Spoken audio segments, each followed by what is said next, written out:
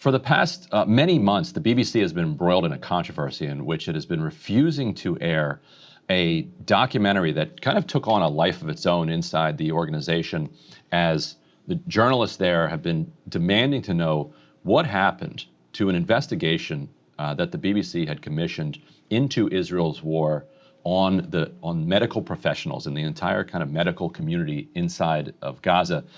That controversy now resulted in the documentary being acquired by Mehdi Hasan and Zeteo News for its worldwide distribution, and by Channel 4 inside the UK for its UK distribution. So Mehdi's joining us now to talk about this documentary and also the process that led up to it being censored and now being finally released last night. Mehdi, thanks so much for joining us. Thanks for having me. And I wanted to start just by honoring several of the medical professionals who have been killed in this genocide. If we could put up, I believe it is C3, Dropsite posted this yesterday. This is a picture from a graduation ceremony at the Faculty of Medicine in Gaza. Four of the people that you're looking at in this photo, Dr. Omar Farwana, who was the Dean of the Faculty of Medicine, Dr. Adnan Al-Bursh, who was head of orthopedic surgery at Al-Shifa Medical Complex, Dr. Rafat Lubad, who was the head of internal medicine at Al-Shifa, and also then this week was the killing of Dr. Marwan Al-Sultan, who was the director of the Indonesian hospital and a cardiologist. So in that photo, four of them have been assassinated, several targeted at their homes, not collateral damage from attacks on fighters or caught in crossfire. But Mehdi, I want you to talk about the targeting of medical professionals, because that is what I think people don't understand, because it sounds so insane to say it out loud. That it sounds insane to say it out loud. I mean, three things I think sound insane over the last 21 months, 22 months that we've normalized. One, obviously, is the deliberate killing of journalists, which a lot of journalists in the West have a lot of problem comprehending. The other is the deliberate killing of children, of course, gunshot wounds to the head, sniper shots, not collateral damage. And of course, the third is the doctors, the killing of doctors, nurses, paramedics, the deliberate targeting and destruction of Gaza's healthcare. And that is what the premise, that was the basis of this film is. And this film, produced by award-winning filmmakers at Basement Films in the UK, made over several months, went through rigorous checks, went through the BBC editorial process for much of it, right of reply, fantastic lead reporter, Ramita Navai, award-winning war correspondent. And they put together this film, this hour-long film, based on eyewitness testimony from Palestinian doctors and survivors, as well as Dr. Adnan Al-Bursh, who you just mentioned. He's in this film, but he's since been killed in Israeli captivity, tortured and died in prison, killed in prison, as one of his colleagues says. So you've got eyewitness testimony from Palestinian doctors as to what they have had to endure. We also have an Israeli medic whistleblower in the film, who served at State Haman, the Israeli gulag, the prison, the black site where they've taken Palestinian detainees to be tortured, raped, killed. So it's all there, put together in the film. And you mentioned, the targeting of doctors, saying it out loud. Perhaps the most powerful moment for me in the film, and we just, I would urge Breaking Point's viewers to go to the Zeteo Twitter feed or Zeteo Blue Sky. We actually put up a clip from the film last night, separate to the trailer, which is one of the most powerful moments in the film, from Dr. Khalid Hamouda, who is a surgeon in Gaza, now in Egypt, who was bombed in his home with his family, a family of other doctors. At first, 10 people killed. They then flee, him, his wife, his child, and they go down the street. By the way, his house is blown up, not the entire street, just his house. They then go down the street to take refuge, and a drone follows them down the street and attacks them again. And he wakes up in a hospital and sees a nurse carrying his child, his daughter, who's dead. The next morning, his wife, the mother of his child, is also dead. He's told, killed. He's the only survivor, or one of the only survivors, I believe, from that massacre. And she says, Ramita Navai, you were targeted? He says, yes. The drone came and targeted us.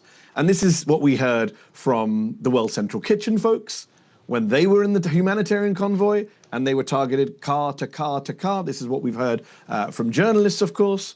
And this is what we have to get our heads around, that the United States of America has been arming and funding a country that is systematically, this is a key word here, destroying the Gaza healthcare system, destroying doctors and medics. And the key point here, and it comes out in the film, you could rebuild hospitals in years to come. Trump can turn Gaza into the Riviera of the Middle East and build as many hospitals as he like. You cannot rebuild that knowledge base. You cannot rebuild that human base. You cannot just get doctors back over. Gazan society, Palestine has spent years educating itself in this way, and the Israelis have deliberately targeted it. Well, let's take a look at the trailer. This is C1 to get a sample of what people can expect from the film. He got injured. They shot at us at the operative room. Israel has been killing the very people trying to keep the healthcare system alive, its doctors and medics, despite hospitals and healthcare workers being protected under international law. As Israel has bombed Gaza, hundreds of Palestinian doctors and medics have refused to leave their hospitals. We are in the theater, in the operating room. Full darkness, no water, no electricity. But we have a hero, surgeons in Gaza. Hundreds of medics have been killed. Hundreds have been detained. Many of them have been forcibly disappeared. Our Palestinian team on the ground have gathered testimony from health workers and their families. المهم علقوني في قلب زي المعلقين هذول كلهم معلقين علقني كله بنزف دم. And Israeli whistleblowers have told us they witnessed Palestinian prisoners being tortured, and that some Israeli medics are complicit. I don't even think that in the Israeli society there is a need for cover-up these days. You can do almost whatever you want when it comes to Gazans. Well, one of the things people can see, Mehdi, is that this is a high production value film. And the BBC funded this film. The BBC then refused to air it and was giving quote unquote bullshit reasons, according to a source who told that to The Independent. And Mehdi, you have probably a lot of insight into this process of why the BBC, which had recently aired the Louis Theroux documentary, I believe that was on BBC. Yes. What happened? What's your understanding of why they ended up getting rid of a film that they funded? So the BBC put out a very long statement, a bullshit statement, I would argue as well. Their argument was that they had this other documentary that they aired on Gaza, which became super controversial, I would argue, for unnecessary reasons. It was narrated by a child in Gaza, surviving the war, and it turns out the child was the son of a deputy agriculture minister in the Gaza government, some technocrat, who was then labeled, of course, as just Hamas. And there was a huge furor in the UK that the BBC had put out a film for the child of a Hamas minister, even though, again, it was a well-sourced, well-made, high-production value film. The child had not decided the editorial agenda. But while they were, quote-unquote, investigating how that happened, they decided to park this film, which, as you say, they'd spent a lot of money on, spent many months making, with Basement Films, who we at Zeteo know well because they made a film for us last year called Israel's Real Extremism, which I came on the show to talk about, if memory serves me correctly then. And the fundamental argument from the BBC was, well, Basement Films went out and talked about the process while we were still trying to get everything approved. They then put out, Basement were frustrated, of course. My friend Ben DePere, who's the executive producer, former head of Channel 4 News, very respected, award-winning journalist. He went out at the Sheffield Documentary Festival and said, come on, this is ridiculous. We've got doctors in the film waiting for this film to come out. We're showing disrespect to people who risk their lives to talk to us. Sources, whistleblowers, survivors of massacres. The BBC put out a statement saying, well, if we put it out now, there will be the perception of partiality, and the BBC can't have the perception of partiality. The great irony being, of course, that their decision not to air this film that they commissioned, that ran through their checks, that is the greatest perception of partiality. It's partiality towards Israel. They have now run one Gaza doc and then pulled it. It's nowhere to be seen because apparently it was the child of a Hamas minister bullshit argument. And now they didn't even air the other Gaza documentary. And then add that to all of the rest of the coverage of the BBC's of Gaza over the last 21, 22 months, which has been abysmal, which has caused multiple internal backlashes, protests from BBC staff who are frustrated at what their broadcaster has done. This is a BBC that has been cowed, intimidated, pressured, bullied. This is a BBC. I used to work at the BBC. I used to defend the BBC when I worked in the UK from right-wing bullshit attacks. But I think I've never seen in my entire lifetime, I'm about to turn 46 years old, in my entire lifetime of watching the BBC, I've been watching the BBC since children's cartoons on a Saturday morning, and I can honestly say it's never taken a beating like this. I've never had such a depressing, disappointing view of the national broadcast in the UK that I've had since October 2023. I know many other people who've stopped watching the BBC, stopped appearing on the BBC, because their coverage has been so shameful, not just in the documentary space, but in the news space, the online space, the ridiculous headlines. There was a study by the Centre for Media Monitoring recently which said they give 33 times as much coverage per Israeli casualty as they do per Palestinian casualty. So there's not a perception of partiality, there's a well-documented evidence of partiality towards Israel. And I want to linger on that point and connect it to the point that you made about the original controversy that then put this documentary on ice. Trying to imagine a world in which a documentary was made about the difficulties faced by Israeli children in the war, which are non-trivial, often headed to bomb shelters, which is absolutely, even if nothing happens, it's traumatizing for a child to have to hide somewhere with their family in the dark, worried that they might get hit by a bomb. Like, that alone is traumatizing. So let's say that the BBC commissioned a documentary, focused on the way that the war was affecting children. And then it turned out that the boy's father worked for the Ministry of Agriculture in Israel. And they pulled the documentary and apologized and investigated. Never would happen. And investigated how that could happen. How could you possibly have aired the thoughts of a child whose father works for the Ministry of Agriculture in Israel? That, to me, kind of tells you everything you need to know about the way that the BBC approached this. So how difficult was it to kind of pry this out of the BBC? Or were they like, thank you, Mehdi, like, we are so glad to be done with this controversy? So the heavy lifting was done by Ben DePere at Basement Films, who made this film, sweat and blood in this film, spent a long time in back and forths with the BBC. And, he runs an independent production company. It's very risky for him to pick a fight with one of the biggest broadcasters in the world, which commissions his stuff. So props to my friend Ben, really, for believing in this film and saying, look, I want it out there. Doesn't matter if I screw up my relationship with people. Doesn't matter if I lose money on this. I want it out there.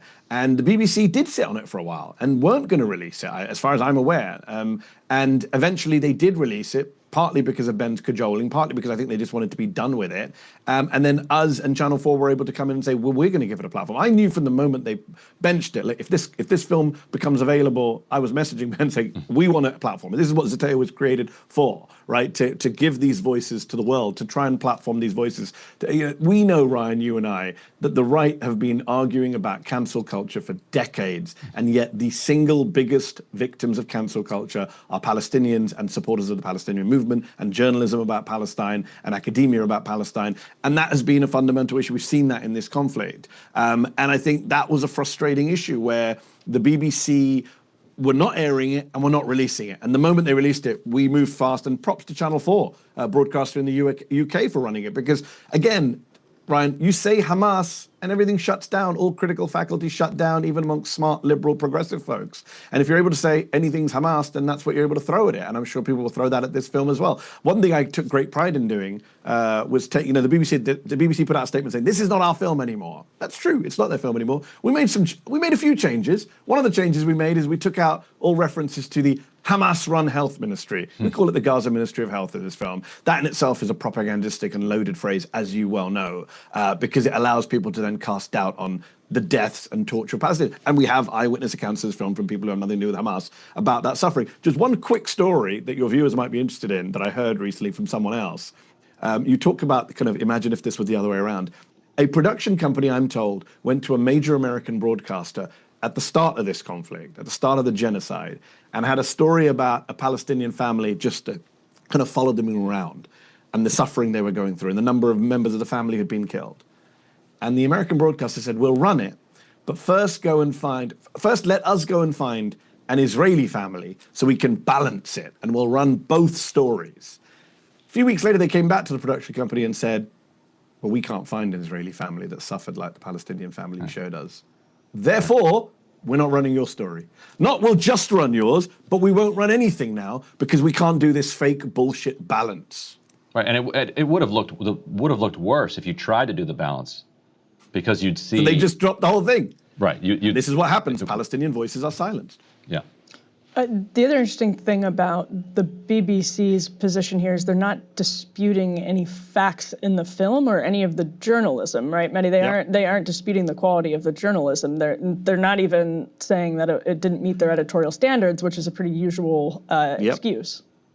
Yep, not at all. And I think they're hiding behind this bullshit phrase, perception of partiality. So it's not even, and by the way, Emily, they're not even saying it's a biased film. They're saying if we run it now, people will say that we are biased to one side and we are scared of people being the pro-Israel lobby, and therefore we're not going to put it out. I mean, look, the people who've made this film have won Oscars and Emmys. The reporter, Ramita Navai, is of Iranian descent, has done films all about Iran's human rights abuses. She's traveled around the world. The credibility of these people cannot be questioned. I'm sure it will be questioned by bad faith actors. And yet, this is where we've reached now. In the name of protecting Israel, wittingly or unwittingly, we've burned down international law and we've burned down journalistic credibility. We've burned down so many institutions which will not survive the last 22 months. So, Mehdi, where can people go to find this? So they can go to find this at gazadoctors.film. That's the website we set up for this film specifically, or zeteo.com. It is available to paid subscribers for now. People will say, well, why not put it out for free to the world? Well, because the people behind this film spent a lot of time and money making this film. And I just want to remind people that a free press isn't free. High quality journalism requires investment. If you really want documentaries that are going to win awards and report on the ground and break stories, then we really have to support it financially. I'm proud that Zeteo is financially supporting this film. It costs a lot of money, Ryan, Emily, as you know. Documentaries cost a lot, and therefore we are airing it to our paid subscribers. I urge people to become a paid subscriber. If you become a monthly subscriber, it's less than the cost of going to the movie theater to watch a film. And this film is more important than any other film you're going to see this year, including the F1 movie, which I loved, but this movie is more important. It is true. Journalism is expensive, and documentaries are particularly so. The travel, the sophistication that goes into the legaling. The legaling. Oh my God! Don't even get me started on the legaling. Well, Mehdi, thank you so much for joining us, and congrats on this acquisition. I'm glad that it's getting out there finally. Hey, if you like that video, hit the like button or leave a comment below. It really helps get the show to more people. And if you'd like to get the full show ad-free and in your inbox every morning, you can sign up at breakingpoints.com. That's right. Get the full show, help support the future of independent media at breakingpoints.com.